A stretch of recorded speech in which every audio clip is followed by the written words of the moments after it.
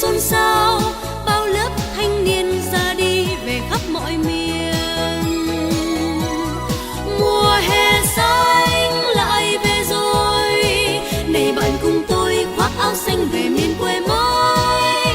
Đắp con đường xây ngôi trường dạy em thơ, biết từng nét chữ thân thương.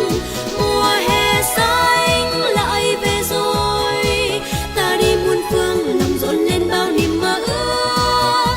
Bắc cây cầu xây ngôi nhà, nụ cười luôn theo ta mỗi mùa hè xanh. Mùa hè xanh lại về rồi, bạn ơi bạn có thấy bồi hồi khi nơi nơi ngân vang lên khúc nhạc mùa hè xanh.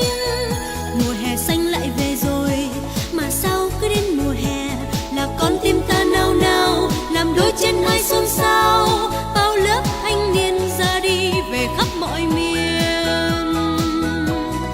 Mùa hè xanh lại về rồi, này bạn cùng tôi khoác áo xanh về miền quê mới. Đắp con đường xây ngôi trường dạy em thơ, biết từng nét chữ thân thương. Mùa hè xanh lại về rồi, ta đi muôn phương lòng rộn lên bao niềm mơ ước. Bắc cây cầu xây ngôi nhà, nụ cười luôn theo ta mỗi mùa